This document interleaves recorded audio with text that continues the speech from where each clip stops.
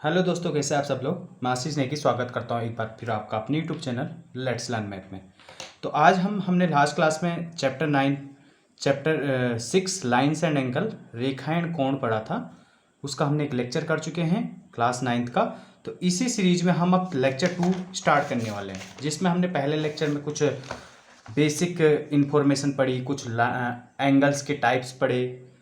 तो उसी सीरीज में हम आगे डिस्कस करेंगे। पर एक बात मैं आपको सजेशन देना चाहता हूं कि जो मेरे लेक्चर हैं आप सीरियल वाइज देखिएगा, तभी आपको ये ज़्यादा समझ में आ जाएंगे। ओके, चलिए आज हम कुछ एक आधे और पॉइंट्स हैं उन पर डिस्कस करेंगे।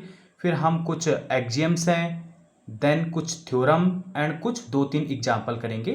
तो आज की जो क्लास में हमारा ये टास्क रहेगा। चलिए स्टार्ट करते हैं। जो मैंने बताया भी था कि हिंदी मीडियम वालों के लिए मैं प्रोनाउंसिएशंस कर दूंगा। बाकी जो ये टॉपिक नेम है ये मैं ज़रूर हिंदी में भी मेंशन करूंगा। और मैंने लास्ट क्लास की जो वीडियो है उसके डिस्क्रिप्शन में मैंने हिंदी के कुछ पॉइंट्स में नोट्स डाले हैं। और ये जो हैंड रिटन नोट्स हैं, मैं जब सारे इसके लेक्चर कंप्लीट हो जाएंगे तो मैं डिस्क्रिप्शन बॉक्स में हर लेक्चर के नीचे इसको भी PDF बना के डाल दूंगा। तो आप डोंट वरी, फिक्र मत करिएगा ना। चलिए आगे समझते हैं। वर्टिकली अपोजिट एंगल यानी कि हिंदी में शीर्षाभिमुख एंगल। शीर्षाभिमुख एंगल्स क्या होते हैं आपके, जैसे व्हेन इसको हम डिस्कस करते हैं। जब दो लाइनें, when to lines intersect eight point, suppose मैंने इसको O मान लिया, तो फॉर्म वर्टिकली अपोजिट एंगल। मतलब कि जब दो लाइन, सपोज ये दो लाइन है, एक लाइन और ये दूसरी लाइन, ये जब एक दूसरे को इंटरसेक्ट करते हैं, कहीं पे भी करें उससे मतलब नहीं है, तो यहाँ पे वर्टिकली अपोजिट एंगल बनते हैं। कौन से? 1 2 3 4 इधर से। यानी कि जैसे ये लाइन, तो 1 2 3 4। अब इसमें पेयर दो ही हो ना, जैसे इसका वर्टिकली अपोजिट ये, वर्टिकल मतलब ये, तो इसका ये इसका ये। अब आप बोलोगे ऐसे में तो हॉरिजेंटल है, बट अगर ऐसे में देखें हम, तो ऐसे में क्या हो रहा है? वर्टिकली। तो यानी कि वर्टिकली अपोजिट एंगल्स। समझ में ही बता आपको। तो यानी मैंने यहाँ वही चीज आपको लिखी है। Here two lines AB and CD intersect करते हैं O पे, there are two pairs of vertical opposite angles. तो यहाँ पे दो pair of vertical opposite angles form होते हैं। One pair is angle AOD का वर्टिकल अपोजिट हो गया COB, चाहे BOC भी बोल सकते हैं, क्योंकि हम एंगल दोनों साइड से पढ़ सकते हैं। ऐसे ही AOC का वर्टिकल अपोजिट DOB या BOD, जो भी बोलो। ओके, अब एक चीज है, अगला नेक्स्ट पॉइंट है intersecting and non intersecting points, sorry lines. Intersecting को तो बोलते हैं प्रतिच्छेद, यानी कि जहाँ पे इंटरसेक्ट। अब देखो कई चीज़ें आपको हिंदी में इजी लगती है, कई चीज़ें इंग्लिश में। तो अगर आप नाम दोनों को पता तो आप उस हिसाब से आप चॉइस कर सकते हैं कि किस में आप ज़्यादा बेटर समझ सकते हैं। अब देखो इंटरसेक्ट, जैसे हम बोलते हैं ये इंटरसेक्ट कर दे, ये मिल गया, तो यानी मिल गया को हिंदी, शुद्ध हिंदी उसकी होती है प्रतिच्छेद। नॉन इंटरसेक्टिंग का मतलब अप्रतिच्छेद। ओके, तो इंटरसेक्टिंग जैसे अभी हमने वर्टिकल अपोजिट में पढ़ा, वो आपका क्या था? इंटरसेक्ट। जहां कहीं पे भी इंटरसेक्ट करे, जैसे ये दोनों लाइनें कहीं पे भी इंटरसेक्ट करे, तो ये इंटरसेक्टिंग लाइन होगी। और जहां पे नहीं करती है, इसका मतलब वो पैरेलल। जहां पे नहीं पैरेलल रहेंगी, तो इसका मतलब ये जैसे पैरेलल होगी। पैरेलल का मतलब इसका कोई भी पॉइंट ले, इसका कोई भी पॉइंट ले, सेम डिस्टेंस वाले, तो यानी कि ये आपकी सेम दूरी पे रहनी चाहिए। तो इस टाइप के हम क्या क्या बोलते हैं इसको? नॉन इंटरसेक्टिंग या सिंपली पैरेलल लाइंस। यहाँ पे लिखा भी है मैंने, इक्वल लेंथ बिटवीन देम। मतलब इक्वल लेंथ, ऐसे नहीं कि यहाँ से यहाँ तक की लेंथ आप मेजर कर रहे हो फिर यहाँ से यहाँ, ऐसे नहीं। इक्वल लेंथ का मतलब जहाँ पे ये पॉइंट होगा, सेम कोरोस्पोंडिंग पॉइंट पे ये भी उतनी ही दूरी पे होगा, अगर यहाँ से भी ये उतनी ही दूरी पे। तो दैट मीन्स ये दोनों पैरेलल जाएंगी, कहीं पे भी इंटरसेक्ट नहीं करेंगे। अगला जो कंसेप्ट समझते हैं हम, पेयर्स ऑफ एंगल्स, यानी कि कोणों के युग्म, है ना। तो इसमें एक्जियम फर्स्ट, जिसको बोलते हैं हम अभिगृहित। अभिगृहित यानी एक्जियम मतलब जिसको सत्य की प्रमाण की जरूरत नहीं होती, ये समझ सकते हैं हम। चलिए पढ़ते हैं। इफ ए रे स्टैंड ऑन ए लाइन, जैसे अगर ये रे है, if a ray stand on a line, then sum of two adjacent angle so form is 180। मतलब वहां पे जो एडजेसेंट एंगल फॉर्म होंगे उनका सम 180 होगा। सिंपली हो गई। जैसे ये लाइन है आपकी, ये मैंने इस पे रे डाल दी, है ना। ये इसकी रे हो गए। तो यानी यहाँ पे जो वर्ड एडजेसेंट एंगल हुए कौन से, ये वाला और ये वाला। सिंपली कैसे, ये एक लाइन है, इस पे एक रे डाल दी, तो ये दोनों क्या हुए, एडजेसेंट एंगल हुए। अब क्योंकि यहाँ पे 180 का सम क्यों हो गया, क्योंकि हम जानते हैं एक लाइन सिंपली 180 डिग्री एंगल बनाता है। अब जब हमने रे डाली तो रे भी तो इसी लाइन पे डाली ना हमने, तो यानी कि वो अब वहाँ पे दो एंगल क्रिएट हो गए जो कि एडजेसेंट एंगल हो गए। अब ये 180 पहले से ही था, तो इन दो एंगल का सम भी 180 ही होगा। समझ में आई बात आपको, समझ में आई बात आपको कैसे, ये एक लाइन था, इस पे हमने रे डाली, यहाँ पे दो एडजेसेंट एंगल हुए, इनका सम 180 क्यों हुआ, क्योंकि हम जानते हैं लाइन 180 एंगल बनाता है। अब हमने जब रे डाली तो उसी लाइन पे तो डाली, अब उस रे को इस लाइन पे डालने से क्या हो गया कि यहाँ पे दो एंगल फॉर्म हो गए जो कि एडजेसेंट एंगल हुए, तो इनका सम भी उसी लाइन जो एंगल क्रिएट हुआ यानी 180 उसी के इक्वल टू होगा। समझ में ये बात यहाँ पे, तो दैट मीन्स यहाँ पे मैंने लिखा भी है, ए बी कोई लाइन थी, ray O C stand on line A B पे, देन एंगल कौन से A O C and angle C O B are adjacent angle and their sum is 180। मैंने नेक्स्ट पेज में भी लिखा होगा, so whose sum is 180 degree. समझ में आई बात आपको। इसी टाइप से एक्जियम 6.2 यानी कि if the sum of two adjacent angle, ये जस्ट एक तरीके से उसका उल्टा है, converse. If the sum of two adjacent angle is 180 degree, then the non-common arms of the angles form a line। मतलब अगर दो एडजेसेंट एंगल का सम, एडजेसेंट एंगल यानी हिंदी में आसान कोण, अगर दो आसान कोण का सम 180 डिग्री होता है, देन नॉन कॉमन आर्म किसके, जो एडजेसेंट एंगल होते हैं ना, एडजेसेंट एंगल की डेफिनेशन क्या थी आपकी, एक कॉमन वर्टेक्स होता है, एक कॉमन आर्म होता है, दो नॉन कॉमन आर्म होते हैं, तभी तो दो एंगल बनते हैं। तो जो नॉन कॉमन आर्म है एंगल्स के, वो लाइंस को क्रिएट करेंगे। दैट मीन्स अगर सपोज ये है, अगर ये एडजेसेंट एंगल है, ये इनका सम 180 डिग्री हो रहा, तो that mean non common arm कौन से हुए इसके, ये वाला और ये वाला, ये लाइन को फॉर्म करेंगे। जस्ट उसी का उल्टा है 6.1 एक्जियम्स का। तो दैट मीन्स यहाँ पे angle B O A and angle A O C are adjacent angle and इनका सम क्या है 180 डिग्री, ये गिवन है एक तरीके से। देन जो नॉन कॉमन आर्म हुए कौन से, arm O B and O C form a line. समझ में ये बात आपको इतना। चलिए अब इसी सीरीज में हम एक थ्योरम है हमारे पास, थ्योरम को हिंदी में बोलते हैं प्रमेय 6.1। 6.1 क्यों, क्योंकि 6 चैप्टर चल रहा है और इसमें ये पहला ही थ्योरम है। जैसे एग्जाम्स आपके पास 6.1 और 6.2 आ गए थे, क्यों, क्योंकि 6 वाला चैप्टर और वहाँ 6.1 उसका नाम क्यों पड़ा, क्योंकि वो पहला एग्जाम्स था। और यहाँ 6.2 क्यों पड़ा, क्योंकि 6 चैप्टर में ये दूसरा एग्जाम्स है। चलिए इसको भी समझते हैं हम आगे। आपकी थ्योरम कहती है if two lines intersect each other then the vertical opposite angles are equal. 2-3 बार पढ़िएगा इसको, आपको क्या बोल रहा है, if two lines intersect each other, Hindi वाले भी समझिएगा, मतलब अगर दो लाइन एक दूसरे को प्रतिच्छेद करती है, then vertical opposite angles are equal, then उन पे जो वर्टिकल अपोजिट एंगल्स बनता है वो हमेशा इक्वल होंगी। जैसे हमने अभी पढ़ा था ना लास्ट में कि जब यहाँ पे वर्टिकल अपोजिट एंगल्स फॉर्म हो रही है, जब दो लाइनें आपस में प्रतिच्छेद करती है, यानी दो लाइनें आपस में इंटरसेक्ट करती है। अब उसने क्या बोल दिया, अगर वो दो लाइनें इंटरसेक्ट करती है तो दैट मीन्स उनमें जो बनने वाले वर्टिकल अपोजिट एंगल यानी कि शीर्षाभिमुख कोण बनेंगे वो आपस में क्या होंगे, बराबर होंगे। ये आपको प्रूफ करना है। समझ में आई बात, तो हम समझते हैं इसको प्रूफ में। Let A B and C D are two lines intersect at O पे, we get two pair of vertical opposite angle. तो यहाँ पे दो pair of vertical opposite angle बनेंगे, एक इसका और दूसरा मैं डबल इसको लेयर से दिखा रहा हूँ, इसका इसका।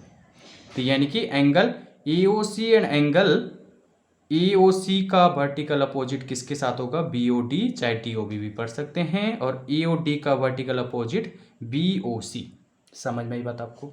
तो आपको ये प्रूव करना है कि जो एंगल ए ओ सी है इक्वल टू होगा एंगल बी ओ डी के, and angle A O D किसके इक्वल टू होगा, एंगल बी ओ सी के। समझ में आई बात आपको।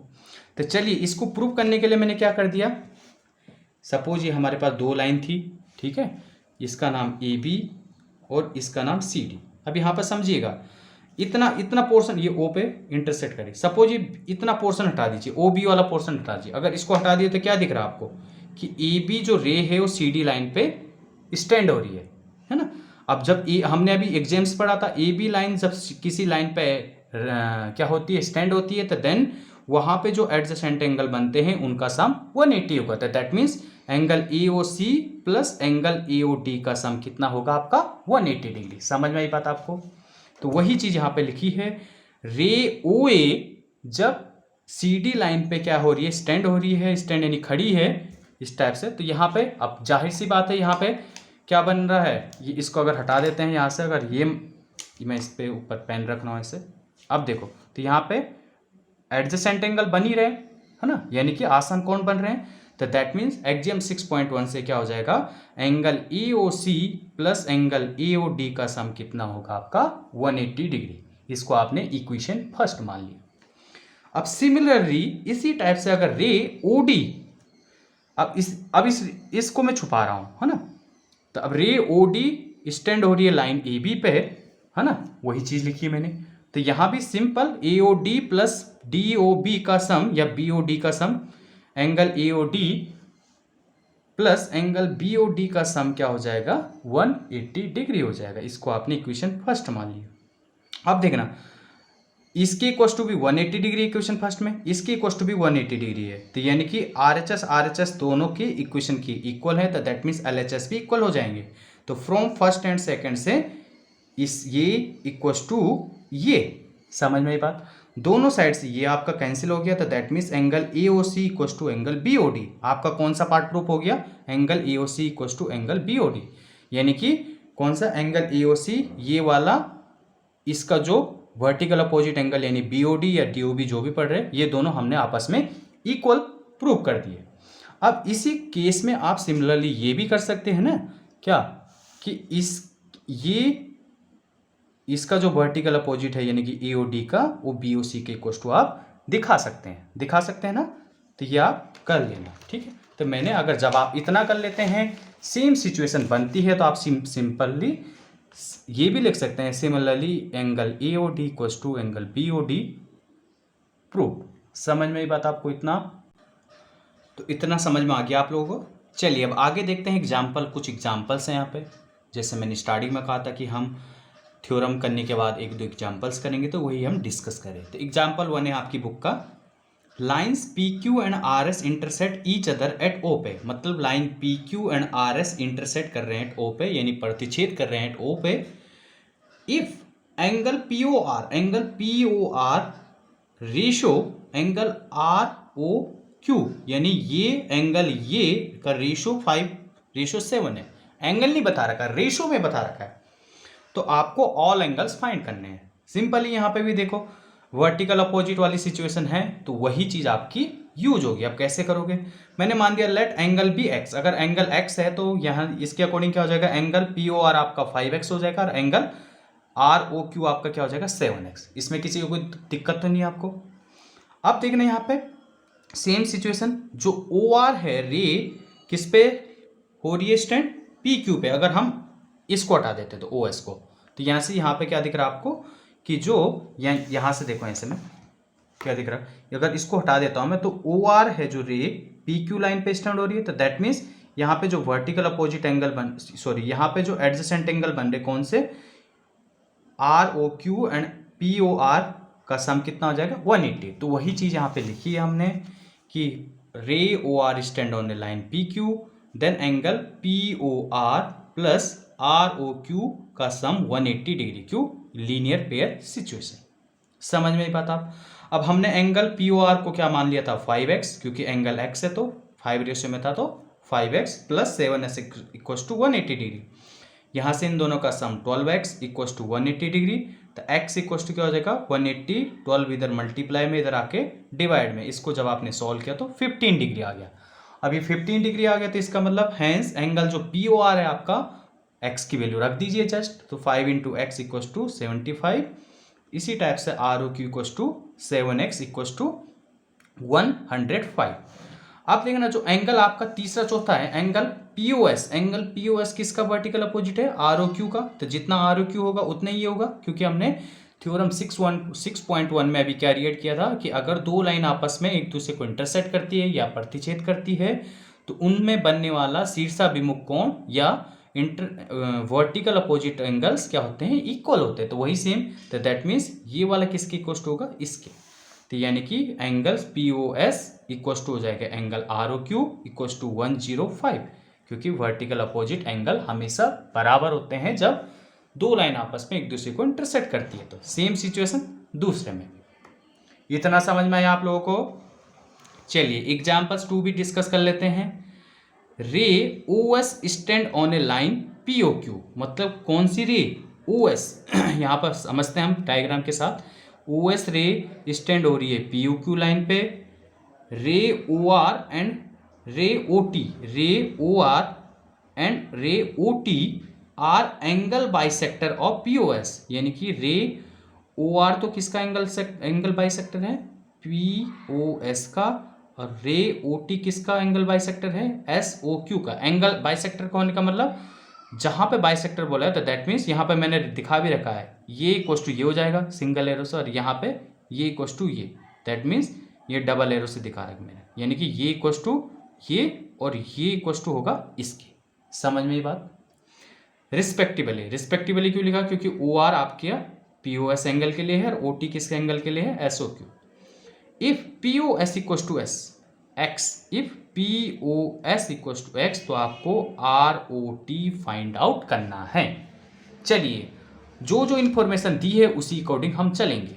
अब देखो रे ओ, देखो यहाँ पे देखना ray O S stand on a line P O Q पे, यहाँ पे समझिएगा जो रे है ओ एस है आपका पी किस पे, पी ओ क्यू लाइन पे है, तो दैट मीन्स ये प्लस ये इक्वल टू 180 डिग्री हो जाएगा। वही करेंगे हम यहाँ पे, हो गया ना 180 डिग्री, ये लीनियर पेयर सिचुएशन।